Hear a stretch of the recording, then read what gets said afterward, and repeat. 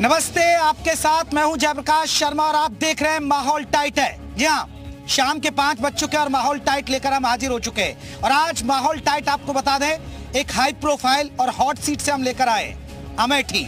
जी हाँ, 2 सीट बहुत महत्वपूर्ण हो रही हैं, अमेठी और रायबरेली, क्योंकि ये कभी कांग्रेस का गढ़ मानी जाती रही है अमेठी।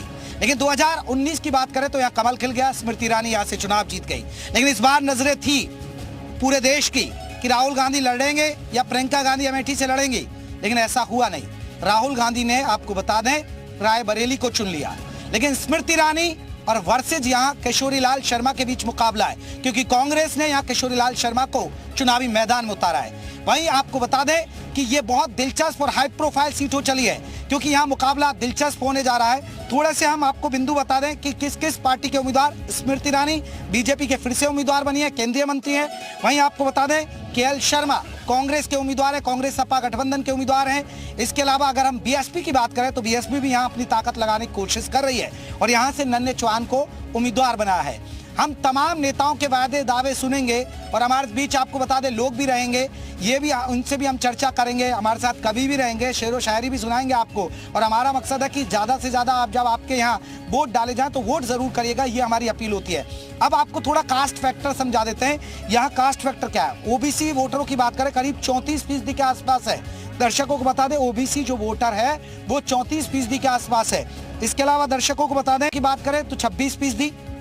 ब्राह्मण वोटरों की बात करें तो 8% हैं। वहीं राजपूत वोटरों की बात करें तो 12% हैं। और मुस्लिम वोटरों की बात करते हैं तो मुस्लिम वोटरों की भी ठीक ठाक संख्या है, 20% के आसपास इस अमेठी लोकसभा सीट पर है। लेकिन इस बार मुकाबला क्या होने जा रहा है, दिलचस्प सीट है। हालांकि राहुल गांधी, स्मृति ईरानी यहाँ पर आपको बता दें कि वर्सेस नहीं हो रहा है ना। उम्मीद थी कि प्रियंका गांधी भी लड़ सकती हैं, लेकिन हो नहीं रहा है। लेकिन प्रियंका भी यहाँ पसीना बहा रही हैं, स्मृति ईरानी भी वापसी के लिए जोर लगा रही हैं। लेकिन नेताओं से हम वायदे और दावों पर बात होगी। लेकिन उससे पहले हमारे साथ एक कवि हैं, उनसे एक कविता सुनेंगे, फिर अपने मेहमानों से चर्चा करेंगे। जो आप देख सकते हैं तमाम पार्टी के मेहमान आ चुके हैं, लोग भी आ गए। लोगों से पूछेंगे कि यहाँ पर काम हुआ नहीं हुआ, यहाँ की जनता बदलाव चाहती है या फिर से बीजेपी सरकार हैट्रिक लगेगी या नहीं लगेगी। सबसे पहले हमारे साथ एक कवि हैं, पहले आप अपना परिचय करा दीजिए। प्रदीप मौर्य मेरा नाम है, मैं युवा हूं और रोजगार हमारा मुद्दा है। जिस तरीके से पेपर लीक हो रहा है और पेपर कैंसिल हो जा रहे हैं, उस तरीके से समस्याएं हैं। तो मैंने अपना गीत लिखा है,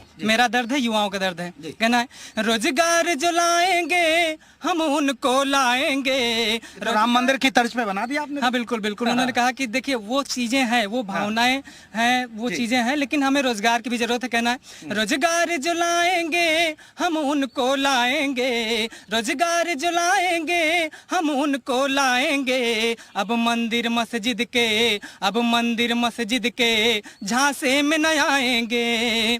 ना अगड़ा पिछड़ा में ना हिंदू मुस्लिम में, ना अगड़ा पिछड़ा में ना हिंदू मुस्लिम में। शिक्षा और रोजी पर हम बटन दबाएंगे। रोजगार जो लाएंगे हम उनको लाएंगे। शिक्षकों का पद खाली है, विद्यालय खाली है। कहना है स्कूल भी खाली है, कॉलेज भी खाली है। स्कूल भी खाली है, कॉलेज भी खाली है। 2 शिक्षक 200 को बोलो कैसे पढ़ाएंगे। रोजगार जो लाएंगे हम उनको लाएंगे। युवाओं का मुद्दा रोजगार। बिल्कुल, युवाओं का मुद्दा रोजगार है, क्योंकि मैं देखिए जगह जगह जा रहा हूँ, यूपी में लगातार लोगों से बात भी कर रहा हूँ। और सबसे बड़ी बात है चुनावी माहौल के बीच यहाँ पर यूपी के अंदर पेपर लीक का मामला रोजगार का मुद्दा है, जिस पर युवा वोट करेगा। तो चलिए अपने मेहमानों का मैं जल्दी से परिचय करा दूं और कौन कौन हमारे साथ मेहमान रहेंगे, अपने मेहमानों से हम चर्चा करेंगे। हमारे साथ आपको बता दें, हमारे साथ बीजेपी की तरफ से चंद्रमौली जी रहेंगे। चंद्रमौली जी आपका बहुत बहुत स्वागत है। हमारे साथ किसान नेता है रीता जी आपका बहुत बहुत स्वागत है। गुंजन जी है हमारे साथ, सपा की जिला अध्यक्ष है, गुंजन जी आपका बहुत बहुत स्वागत है। कांग्रेस की तरफ से आपको बता दें अरविंद चतुर्वेदी जी रहेंगे, अरविंद जी आपका बहुत बहुत स्वागत है। तो चलिए सबसे पहले सवाल सत्ताधारी दल बीजेपी से करते हैं। स्मृति ईरानी आ रही है, जा रही है, मोदी सरकार की हैट्रिक लगेगी नहीं लगेगी, और अमेठी में मुकाबला कैसा होने जा रहा है। तो चलिए चंद्रमौली जी आपसे सवाल, बीजेपी आ रही है, जा रही है? बीजेपी 400 के साथ आ रही है और अमेठी में आ रही।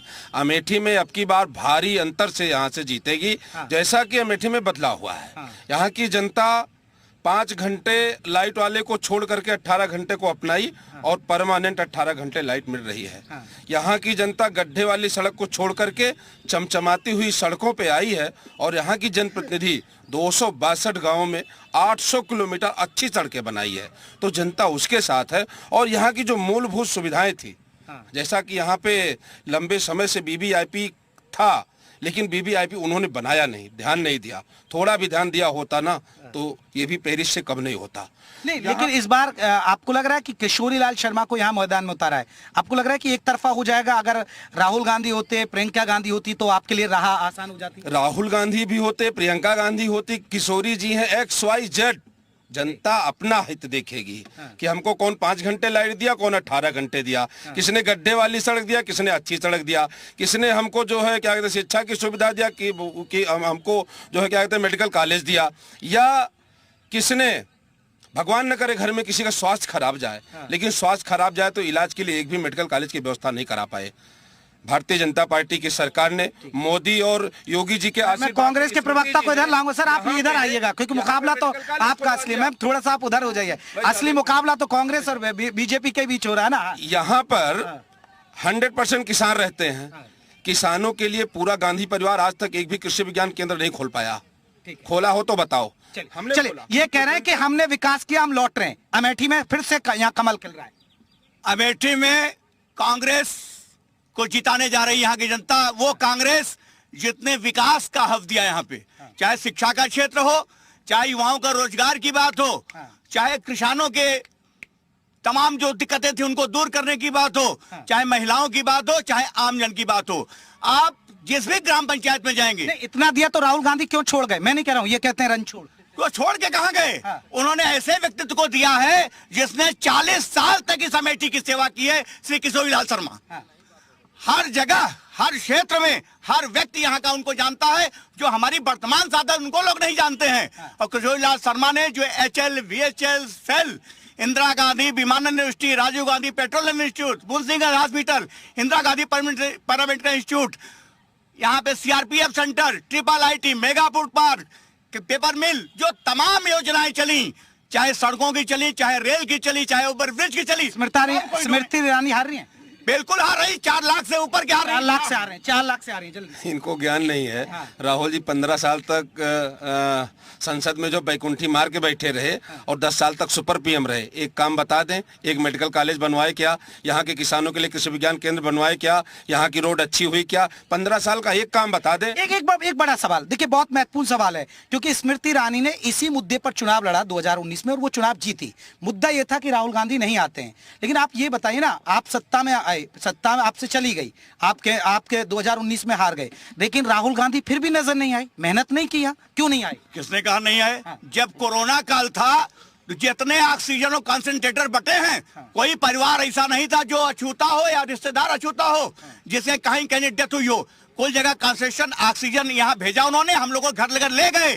साथ साथ खाद्यान्न जो आप्रवासी हमारे आ रहे थे। राहुल गांधी आए 2019 के बाद आए? राहुल गांधी जी जब आना था आए राहुल गांधी कभी नहीं आए, कभी नहीं आए। अभी तक मैं जो लोकल सांसद को तो नहीं कह सकता हूं, जितना शुरू से जब से बनी है लोकसभा, जितने सभी सांसद आए, गांधी परिवार जितना आया, उसका कई गुना ज्यादा स्मृति जी आ गई। कोरोना काल में ये लोग गायब थे, स्मृति जी मैदान में थी। किसी के घर में कोई अगर नुकसान हुआ है तो गले लगाकर उसको कहा चिंता मत करो, ऑक्सीजन प्लांट सभी अस्पतालों में। मैं सपा से एक बार, सपा कांग्रेस मिलकर लड़ रही है, क्या स्थिति है? ये कह रहे हैं कि हम जीत रहे हैं, स्मृति ईरानी कह रही है कि हम जीत जाएंगे आसानी से। देखिए, इनके तो नेता शुरू से क्या नाम है, मोदी जी कह रहे हैं 400 क्या, वो उसमें 1 0 और बढ़ाई 4000 बढ़ा देंगे, क्योंकि जितनी तेजी से वो लफाजी मारने का काम करते हैं। जमीनी रूप से अगर देखा जाए तो कोविड को देखा जाए तो कांग्रेस जब गवर्नमेंट थी तो चेचक के भी इंजेक्शन लगते थे, वो टीके लगते थे। एक ईमानदारी से बताइए, एक सवाल ईमानदारी, हार्ट अटैक नहीं हुआ, एक सवाल ईमानदारी से सवाल। अभी दोस्ती तो अभी हुई है आपकी चुनाव में सपा और कांग्रेस की, हालांकि दोस्ती पहले भी हो चुकी है, लेकिन क्या राहुल गांधी नजर आते? क्योंकि स्मृति ईरानी यही कहती रही कि देखिए वो कभी नहीं दिखते हैं, देखिए राहुल गांधी जी का ये गढ़ है, जो ये घर है उनका जो है वो कभी भी आ जा सकते हैं। उनको इसके लिए उनको किसी से पूछना नहीं है। वहाँ पे जनता से उनका बहुत लगाव है, इसलिए यहाँ पे राहुल गांधी जी की शुरू से डिमांड रही और हमेशा रहेगी। कोई भी आए उनके यहाँ का, कोई भी लड़ ले, यहाँ से अमेठी बहुत भारी ऐतिहासिक जीत से जो है यहाँ पे उनको जिताने का काम करे के एल शर्मा जी को। अच्छा, जीत जाएंगे? डेफिनेटली जीतेंगे, 5 लाख वोटों से जीत के जाएंगे। चलिए, सपा और कांग्रेस का गठबंधन है, बीजेपी वाले 2 खड़े हो गए। हालांकि मैंने एक ही बुलाया था, दो इसलिए खड़े हो गए घेराबंदी करने? नहीं, घेराबंदी नहीं है। ऐसा है, ये सपा वालों को तो अपने माननीय मुलायम सिंह का कहना मानना चाहिए। मुलायम सिंह ने 19 के चुनाव के पहले संसद के अंतिम सत्र में कहा था और मोदी जी को कहा था कि मेरा आशीर्वाद है कि आप जीत के आओ। तो ये सपा वाले तो बिना मतलब हैरान हो रहे हैं। इनके अखिलेश जी जो हैं उनकी भी सीट फंसी हुई है, डिम्पल की सीट फंसी हुई है, और यहाँ तो भाग के गए। अब मैं आपको एक बात बताऊं, मैं आ रहा हूं। एक मुझे एक बड़ी खबर देने, एक बार चलिए, बिहार के बेगूसराय में सीएम योगी कुछ कह रहे, थोड़ा सा उनको सुना देते, फिर आपके पास आ रहा हूँ, लौट के आ रहा हूँ। लगातार आपको बता दें, अमेठी से ये खास चर्चा कर रहे हैं और अमेठी से हमारे साथ नेता है, नेताओं के वादे दावे, हमारे साथ किसान नेता है। रीता जी, मुद्दे क्या है कि इस बार? इस समय किसानों के लिए लगभग सरकार ने सब ठीक ठाक किया है। थोड़ा सा जो किसानों की सब्सिडी है, सब्सिडी को ज्यादा ना काटें, क्योंकि 24,000 करोड़ इन्होंने इस बार सब्सिडी काट दिया है। तो किसानों को एक तरह से मजबूर कर रहे हैं कि नैनो तरल यूरिया और नैनो डीएपी जो बना रहे हैं, किसान सबसे ज्यादा मेहनत करता है इस धरती पे। मेहनत करने वालों में किसान से बड़ा कोई होता नहीं है। भगवान के सहारे खुले में खेती छोड़ते हैं। किसान के फसल को जानवर बर्बाद कर रहे हो, किसानों के ही जानवर हैं। लेकिन जो सब्सिडी काटी जा रही है, इस सब्सिडी को लेकर के किसानों को खाद तो अंगूठे से, राशन तो अंगूठे से, बेचना तो अंगूठे से। जितना पारदर्शी किसानों को कर रहे हैं, इतना कहीं बड़े बड़े नेताओं को और अधिकारियों को अगर पारदर्शी कर देते तो शायद किसानों की हाल बहुत अच्छी होती। और सरकार किसानों के लिए, जो किसान खाद पास के लिए दौड़ते रहते थे, 2,000 रुपए हर 4 महीने में दे रही है, 6,000। ये तो लोग दावा कर रहे हैं, हम किश्त भी दे रहे हैं, ये कह रहे हैं कि खाद बीज भी उपलब्ध करा रहे हैं। वो वक्त पे पहले लंबी लंबी कतारें हो जाती थी, अब वो स्थिति नहीं। खाद के लिए देखिए, जो बात किसानों के पैसे जो खाते में अब सीधे जाते हैं, किसानों के पैसे ऑनलाइन खाते में जा रहे हैं, ये बात सही है। बीज लेते हैं, उसके पैसे जाते हैं, चाहे 2 महीने, 3 महीने, 6 महीने लग जाए, लेकिन पैसे जाते हैं। पहले सरकार जो थी आधे पैसे काट करके छूट में देती थी, और अब की सरकार पूरा पैसा आप लगाओ, उसके बाद में डीबीटी के माध्यम से आपको 2, 4, 6 महीने में देती है। और खाद के लिए जो सरकार जब से आई है, 2 बार की निर्मला सीतारमण का जो बजट है, उस बजट में किसानों की सब्सिडी काट करके कहां भेजी जा रही है, इससे किसान परेशान है। खाद की उर्वरक के लिए, चाहे वो डीएपी हो चाहे यूरिया हो, किसान क्या किधर देख रहा है? बदलाव या फिर से यही सरकार? किसान देख रहा है सरकार तो यही आनी है, चाहे कोई कितना भी कर ले। हम बता रहे हैं कि सरकार यही आएगी। सरकार यही आ रही है, जल्दी से बताइए। बदलाव निश्चित है। बदलाव कि जितना इन्होंने दिया है किसानों को, उतना हमने छूट दिया है, उससे ज्यादा पशु चढ़ जा रहे हैं। चले, मैं आता हूँ, लोगों से पूछता हूँ, क्या लग रहा है यहाँ अमेठी में इस बार? अमेठी में जैसे 2019 में राहुल बाबा का बोरिया बिस्तर बंधा था और कांग्रेस अमेठी के लोगों ने भगा दिया था, उसी तरह केएल शर्मा बहुत बुरी तरह अमेठी में हार रहे हैं। 6 लाख से ज्यादा हारेंगे। अभी भाई साहब ने कहा शिक्षा और स्वास्थ्य, ठीक है ना। सन 99 में वो डबल एम में हूँ, राजनीति से, इतिहास से, तब नौकरी मुझे क्यों नहीं मिली? रही बात स्वास्थ्य की, 1 रुपए में अल्ट्रासाउंड, 1 रुपए में सिटी स्कैन, ठीक है ना, 1 रुपए में डायलिसिस। इससे बढ़िया स्वास्थ्य की व्यवस्था और क्या होगी? ठीक है, आप कुछ मेरा सवाल है, दोनों पार्टी जितनी भी पार्टियां लड़ रही हैं, इंडिया लड़ रही है, इंडिया लड़ रही है, उनसे पूछे क्लाइमेट चेंज पे आपका क्या विचार है? आपके मैनिफेस्टो में किसके क्लाइमेट चेंज के बारे में? बीजेपी, आप बताइए जी। चलिए, ये एक सवाल है। हाँ, जल्दी से बोलिए। उसके बाद एजुकेशन पे आपका क्या करता है? 1964-66 में यहाँ तो केंद्रीय विद्यालय खुला, यहाँ पे नहीं आया। सुनिए, एजुकेशन में 6% से जीडीपी से कम आ रहा है। उस समय बोला गया था कि 6% जीडीपी से ऊपर जाना चाहिए। आप लोगों का एजुकेशन में क्या है मैनिफेस्टो में? क्लाइमेट चेंज मैनिफेस्टो पहले आप बताइए, उसके बाद तो सवाल पूछा जाएगा। ठीक है, क्या कोई क्लाइमेट को लेकर आपने कहा है कि एक बड़ा मुद्दा है, एक युवा है? देखिए, हमने जो योजनाएं बनाई हैं, जो 5 न्याय और 25 घोषणाएं हमारी हैं, जिसमें युवाओं से संबंधित, नारी से संबंधित, किसानों से संबंधित और साथ साथ श्रमिक से संबंधित, और जो भी क्लाइमेट नहीं आया, जो हमारी इंडस्ट्रीज खुलेंगी जो भी हमारी जरूरतें होंगी वायुमंडल संबंधित, जो क्लाइमेट चेंज संबंधित, मौसम परिवर्तन की जो दिक्कतें आ रही हैं, सीएफएस से, नाइट्रोजन से, ये तमाम चीजों से दिक्कतें आ रही हैं, उन दिक्कतों सर आपका है कहीं क्लाइमेट का कोई नहीं है, विजन नहीं है मैनिफेस्टो में? जब वो देखिए मोदी जी आज का नहीं, विजन 2047 देख रहे हैं। ये जो बच्चा बोल रहा है ना, मोदी जी इनका पूरा सपना लेकर के चल रहे हैं और पूरा साकार भी कर रहे हैं। और जैसा कि यहाँ पे हमेशा कांग्रेस का राज रहा है, ये अगर अभी ये जो किसान पे बोल रहे थे, मैं आपकी तीसरी बार बोल रहा हूँ, ना कृषि विज्ञान केंद्र दिए, ना खाद की रैक दिए, किसने दिया? स्मृति ईरानी जी ने। जल्दी से एक बार लोग, हाँ जी जल्दी से जल्दी। 1977 में यहाँ पे गांधी परिवार आया, लगातार वो चुनाव जीतता रहा। यहीं से राजीव गांधी 6 साल प्रधानमंत्री रहे। ग्राम पंचायत हुआ करती थी। अगर उनको विकास करना था, जो हमारे मित्र बता रहे हैं, विकास करना था तो इसको जिला बना सकते थे, नगर पालिका बना सकते थे, ऐसा उन्होंने नहीं किया। और पहली लिस्ट में नाम आता था मेठी का, पहली लिस्ट, दूसरी लिस्ट, तीसरी लिस्ट में राहुल का नाम नहीं आया। यहाँ के कांग्रेसी बंधु मिठाई रखकर, पटाखे रखकर इंतजार करते रहे। तो कह रहे हैं आम कार्यकर्ता भी हरा देगा, वो तो ये भी कह रहे हैं। कौन कह रहा है? आम कार्यकर्ता के कार्यकर्ता कह रहे हैं। आपको क्या क्या जल्दी से जो ये कांग्रेस की लिस्ट पूछ रहे हैं बार बार, इनको इसलिए नहीं बताया जा रहा था ताकि इनको ये जो मंदिर मस्जिद हिंदू मुस्लिम करना था, इससे इनको बरगलाने के लिए इसी डिबेट पे, इसी चैनल पे, हर न्यूज पे यही चल रहा था। राहुल गांधी, प्रियंका गांधी, हिंदू मुस्लिम, रायबरेली अमेठी कितना दिन चला? कम से कम 15 दिन चला। किस लिए चला? इसलिए कि सीट नहीं कंफर्म हो रही। चलिए जल्दी आप युवाओं के क्या मुद्दे, एक बार जल्दी में आ रहा हूँ, युवाओं के क्या मुद्दे?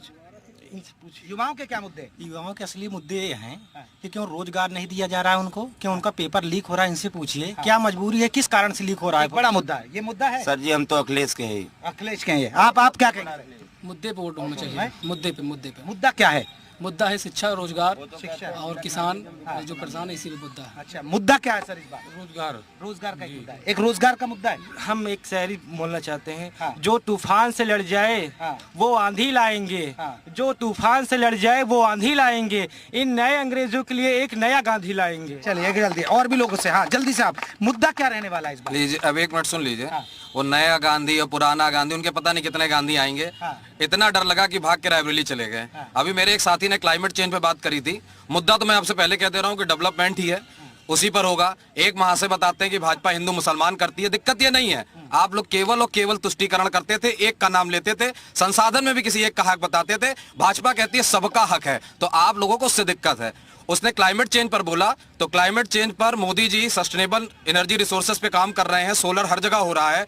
इवन उनको जब समझ में आ रहा है कि इलेक्ट्रिक व्हीकल का भी हो, तो टेस्ला से बात चल रही है, इलेक्ट्रिक को भी वो कर रहे हैं। लेकिन बैक एंड में उनको ये भी पता लग रहा है कि इलेक्ट्रिक अगर हम लाते हैं तो उसके भी पीछे आप लिस्ट बना रहे हैं, लग रहा है कि स्मृति ईरानी जीत जाएंगे। आपको लगने की बात क्या है? जिस दिन राहुल गांधी भाग के रायबरेली चले गए, उसी दिन क्लियर था कि वो तो हार चुके हैं। और अभी ये बता रहे थे ना कि हमारे नेता बड़े कॉन्फिडेंस थे, 15 दिन से हमें लिस्ट पता थी। आपको लिस्ट पता थी तो आप ही के कार्यालय में एक 5 फुट के पेड़ पर फांसी का फंदा आपका कार्यक्रम। बीजेपी आ रही है, जा रही है?